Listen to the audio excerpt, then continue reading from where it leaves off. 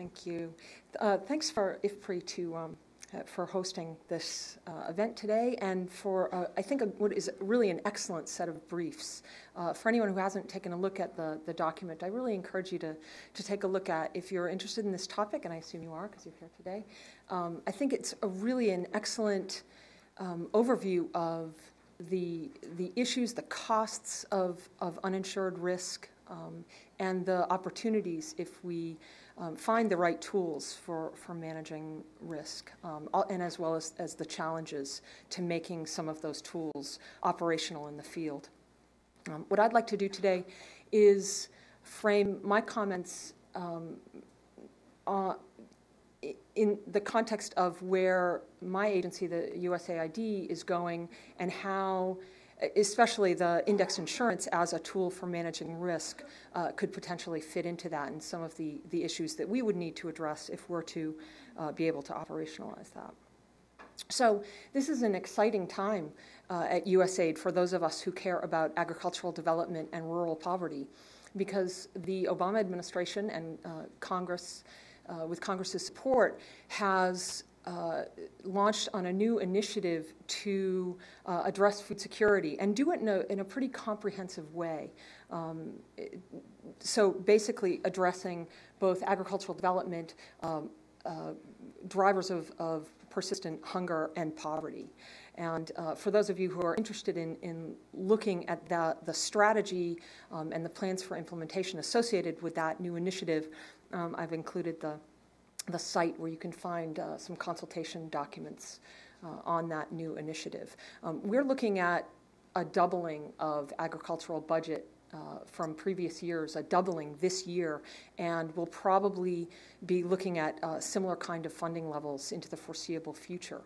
With those kind of resources, $1 billion this year and probably continuing on into the next few years anyway, with those kind of resources, we can start to really do some interesting programming, and people start to pay attention to what works, and really looking at developing effective programming. The strategy itself includes some focus on looking at evidence-based programming and some real accountability issues, I think, that will encourage a more informed design. Let me just give a couple of although the initiative calls for country-led programming and country-led efforts, and the efforts will, in the initiative or the implementation innovation, the actual programming done in any particular country will vary depending on the context and the country's priorities and whatnot. These are some of the investment areas that USAID and the U.S. government more broadly have built into the initiative. And I think what's interesting, again, there's these three broad areas: advancing agricultural-led growth, reducing undernutrition, and effective humanitarian assistance. Within these areas, there is both explicit and implicit need for better risk management and the risk management tools associated with that. In ag-led growth, we're looking at improved productivity, and of course people are calling for better inputs, improved technology, access to information, but they're also explicitly calling for improved access to finance and risk management as enablers of the kind of productivity improvements we want to see. In reducing undernutrition, they're talking about the kind of usual availability of food, access to food. So they're talking about the kind of livelihoods that allow people to purchase food, utilization of food, obviously improved sanitation and whatnot, but also stability, which I think is an interesting idea. It's this idea that you have to have kind of sustainable ability of people to buy food. And so we really have to start to look at sustainable livelihoods. And again, implicit in that, I think, is dealing with the risk that people face. Effective humanitarian assistance, there's a range of things we're trying to do to improve the effectiveness of the way we do humanitarian assistance. But what's interesting, I think, about this initiative is that, the humanitarian assistance people for a long time have been saying that they cannot be saddled with the need to deal with chronic poverty, that the humanitarian assistance tools are not enough to deal with the kind of chronic poverty that's out there that is keeping people dependent on food assistance. And so we're trying to shift some of the kind of addressing chronic poverty to and use a more development approach. I think that's where USAID is going to start looking more seriously at both effective safety nets and what we call cargo nets, right? Of like, how do you keep people from slipping into poverty? How do you keep those who are trapped in chronic poverty? How do you help raise them above a threshold that would allow them to participate in economic development? So this is the broad framework of the initiative as we move forward. And as I said, I think risk is both implicit and explicitly mentioned in the strategy itself. So if we are to deal with risk, how do we deal with risk? What is a risk management framework? And I thank Marjorie Victor from Oxfam for this, which she brought to a meeting we had in Rome. But I think this is a really helpful way to think about risk, kind of simple, but I think useful. In the past, we've always done our agricultural development programs, I think, skewed towards what she was calling prudent risk-taking. But if you think about it, we oftentimes, promote the idea that people should adopt more productive seed varieties or invest and upgrade so that they can join marketing channels. And, we think these kind of improved varieties it's self-evident that this would be a more a better return or a more productive livelihood, if you will. But we're always, and I think it's funny, we're often surprised that people don't adopt this stuff, or we continue to kind of, bump up against the problem of that people don't adopt the varieties, or they don't join these value chains, or they somehow get locked out, or whatever. And I think it's because we don't deal adequately with the risks associated with adopting the new varieties or adopting new technologies or taking a loan to upgrade facilities or whatever it is. So I think at the base of the way we approach, again, with this expansion of funding and new interest in looking at what really works, I think we need to pay a whole lot more attention to dealing with the risk that people face with taking those prudent risks. So if we want to kind of crowd in that taking of prudent risks, self-investing or taking a loan or whatever, adopting a new variety, we need to, at the base of it, reduce risk. And I think there's a lot of interest in this. I mean, the climate change folks, I think, are really looking at the kind of, conservation agriculture, improved access to things like irrigation and really moving people towards looking at ways we can reduce risk. And I think that's got to be the base of what we do, both on the development side, the ag development side, and also on the kind of, working with the poorest and reducing their risk as a first kind of basic intervention. But then there's always some risk that it's either not cost effective to address that risk directly, or it's just it's residual. There's not a way to kind of completely take off or reduce those risks. There's always going to be that residual risk, and I think for that risk, we need to look at the range of tools, and I think this is where insurance comes in and becomes very attractive. So I just want to cover that, but so if this is again the risk framework, then what's left to do if we are to be able to use those tools? There's been obviously a tremendous amount of work that the folks, the commodity risk, or formerly commodity risk management group at the bank have done, and others have done to kind of test it out, and there's certainly been private sector activity. But I think there's a lot left to learn if we're able to take these products to scale and also use them in a development context. right? So this is just a kind of a few things I just want to address. This kind of range of application uptake, which seems to be just a perennial problem with really getting these things to scale, and then capacity building and policy issues. So in the range of potential applications, I think, obviously we need to know more about what are the potential applications, what are the limitations to use. I mean, as the field folks that I'm talking with are expressing more interest in these kinds of tools than ever before. Clearly, we don't want to put out that this is a silver bullet and an answer to risk in all cases. Obviously, build up against risk reduction, and then look at these tools. They will not be effective everywhere.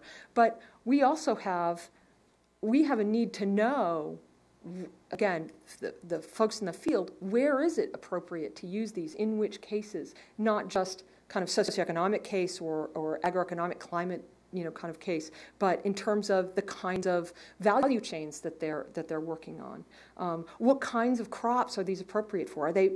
Will they work for basic food crops? Because that's where we're going with a lot of our food security initiative. We're moving, we will not turn our back on the high value stuff, but we want to make sure basic food crops are also affordable and produced in the kind of volumes that will feed people, right? So, where are these products appropriate for in that range? Will they work for tree crops? I mean, if we're going to talk about high-value crops, will they work for tree crops? And then finally, this kind of sticky point, we talked a little bit about this in Rome, but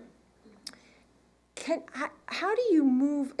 We want to be careful with not just designing these crops for what people currently produce if we want them to produce something else, or if we think that's where the markets are going and whatnot. So again, this kind of how do we, what are these products good for in terms of like which crops and how. The value chains, I think, is a really interesting element to look at, and this comes up in a couple of the briefs. I think it's the Hazel Hess brief. Talks about the PepsiCo case where it was actually a strong value chain that kind of facilitated access to these products. And that's a very, very interesting kind of case to look at. I was out in Malawi talking to David Robach, who said that the reason the groundnut product in Malawi didn't work was because of the weak value chain. That the way some of these pilots have been built is they've been kind of built into the value chain. And so again, it's what do we need to look for? Is it a strong value chain that will make these things work, especially if we're working on a three-party payment system that integrates with finance, that integrates with input supply? I mean, how do these things have to be structured, and how do they interface with the value chain work that our missions do all the time? Okay, so that's I think another interesting area to look at. I mentioned already do we develop for current production patterns or do we think about where people need to go, I think is an interesting kind of case to look at. We want to look at, and especially as, again, we have a lot of interest in climate change and adapting to kind of changing environmental and climate change broadly. The question here, and I think, and it's actually not just it also could be on the agricultural competitive side. How do these kinds of products interface with infrastructure investments like irrigation or other kinds of adaptation investments? And then finally, kind of more on the social protection side, obviously we need. Well, it was the Hess, Ulrich Hess's and Peter Hazel's brief that talked about needing to keep what they considered insurance that functions as protection, this kind of social protection, and versus, I forget what they called it, was promotional, right? More the ag development side. That they stressed that they maybe need to keep those separate, in part for the subsidy problem. It's an interesting question. Do they need to be kept separate? Is that a more effective way to do it? We have the Kenya piece that I think Michael is going to talk about, a pilot we're doing in Kenya, where we're not keeping those separate. And it'll be, I think, interesting to look at whether we can use a product to both protect the very poor and partially subsidize that, and we're testing out subsidy levels on that. at the same time that the same product is being used at market levels with people with more assets, and so at a market level. Oh, and I guess, you know, the same thing about this subsidy issue is interesting as well. If we are to do subsidies, you know, I think we need to learn from the fertilizer folks, or this, you know, what does a smart subsidy look like? I mean, how do we stay kind of locked into that subsidy going forward? Uptake is a perennial problem. I've kind of put a number of things under uptake. Each of these issues could be addressed, you know, not just relative to uptake, but uptake obviously is a major issue. If we're to get these things working at scale and to actually have them be a viable alternative that eventually goes just market-based and not necessarily donor-supported, you know, the issue of uptake has to be fully addressed. And any of these issues, you know, I mean, people say, oh, it's this, it was for any particular pilot, it was this problem, not that problem. I think it's probably, I mean, many of them are related, and obviously it could be any number of factors. I think we have to make sure we're working on all of these elements if we are to use this as a viable tool. I think some of the design issues that are raised in the briefs are excellent ones. Obviously, it needs to be useful to clients, and that may be kind of obvious to say that, but I'm not sure that's always the case with the way these things are designed. And Michael Carter's brief, I think, and the work that he's doing under IFPRI, and I'll let him talk about that in more detail, but really is trying to push that agenda. We're trying to push that agenda of making sure that these things are designed so that they actually benefit people. I mean, we really could do some damage if we're promoting a tool to manage risk that actually could impoverish people. I mean, that would be obviously counterproductive. I think some of the insights about designing with nonlinear payouts and obviously picking the right signal and being more flexible. We have to be creative and we have to be flexible. And I think this is a place where donors can really help fund some of that creativeness, right? Where the market players private sector is not necessarily going to be able to right away. Ruth already talked a little bit about this need to reduce basis risk. I think that's partly better design. I think that's partly obviously improving our data infrastructure and so on. Pricing, again, related to design, we can answer some of the pricing issues with design, but we also need to deal with the kind of loading that the reinsurance, the margin that the reinsurance folks are going to put on it, and that's. I'm not sure how we get at that. We put a little pressure on them from the donor side. We try to make it, you know, I mean, obviously need more competition on who's involved and so on. This role of subsidies I've already mentioned, and how to make them smart, or MAC them smart in this case. Finally, outreach and education. You know, what are the effective methods of outreach? I mean, especially if we're going to do this sustainably, we need to look at both what has impact and also what's cost effective in terms of, I mean, some of the things that are being done, maybe we can do them as a donor-funded project, but as we start to look at this moving to local implementers to kind of take over on some of these things, we need to look at what's actually going to be, you know, cost effective for a local partner to pull off. As well as what's going to be effective from the understanding point of view.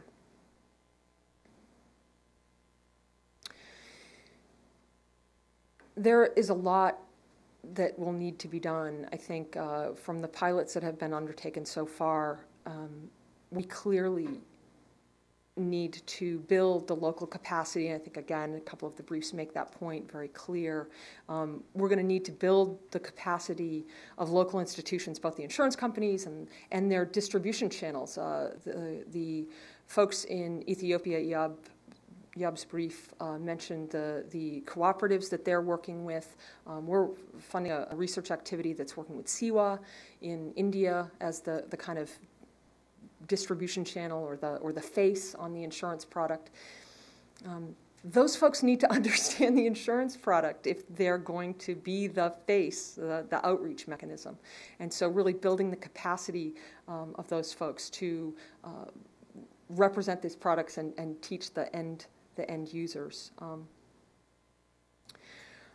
I also am concerned about the capacity in what I call our implementing partners. And by that, when I talk about that as a USAID, I'm talking about the contracting and NGO communities that do our work out in the field. Because there's been a number of smart people who have been doing these pilots, but if we're going to take this to scale, a lot of this is the local institutions, but I'm assuming there will also be a lot of engagement by what have been our traditional implementing partners. And I think there needs to be some good capacity building within that community to understand how these things work and understand the best practices to design these things and make sure that they're effective from the development as a development tool. And finally, policymakers. I mean, this policy in some countries will make or break whether we can actually use these tools. And there are clearly places where, it's kind of a catch-22, right? I mean, because I think actually some of the things that policymakers put in place would not have to be put in place. They wouldn't necessarily have to put the kinds of mechanisms in place that they are putting in place if there was a better risk management option. Private sector, I think we can work with the private sector or the public sector in some places to better understand a more effective role that leverages private sector involvement for some of the risk management that they would like to see. And I guess that covers the policy issues as well. I mean, obviously the policies will kind of influence how the products themselves are shaped. It'll also affect these institutional arrangements that we need to carry out this kind of agenda. I guess in closing, I would say there's a lot of people working on these kinds of issues and piloting these interventions. I've mentioned a few of them already. The Microinsurance Network, I think, is doing some excellent work on these issues. We're really looking forward to the World Bank's source book on these issues of risk management. The folks at Microinsure, the Gates-funded ILO project. There's a lot of folks working on this, and I think we need to make sure that we're coming together, sharing information, and moving this agenda forward, because I think it's a very important intervention that will add to our toolbox and not be the answer in itself, but certainly make some of our other interventions, I think, more effective in the end.